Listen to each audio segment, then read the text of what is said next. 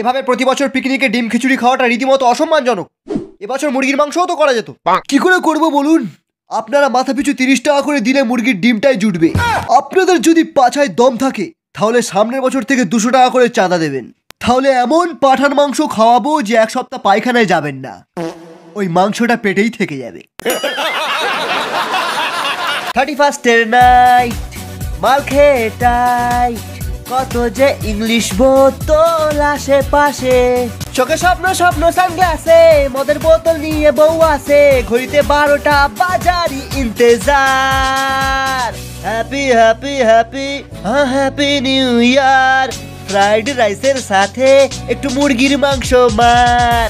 অসাধারণ। ওহো সীমা, তুই অন্তত বিশ্বাস কর আমি তোর পাত থেকে মাংস চুরি করিনি। বিশ্বাস? তোর মতো একটা মাংস চোরকে আমার এত বড় একটা ক্ষতি করতে তো বিবেকে বাঁধলো না। আজকে তো নিউ ইয়ার, বাড়িতে অনেকগুলো লোক আসবে, কি রান্না করবো বলতো? চাউমিন, চিলি চিকেন না বিরিয়ানি?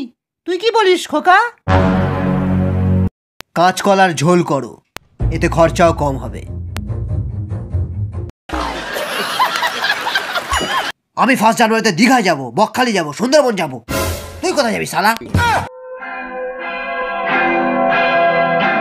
আমি গার্লফ্রেন্ডকে নিয়ে ওয়োতে যাব।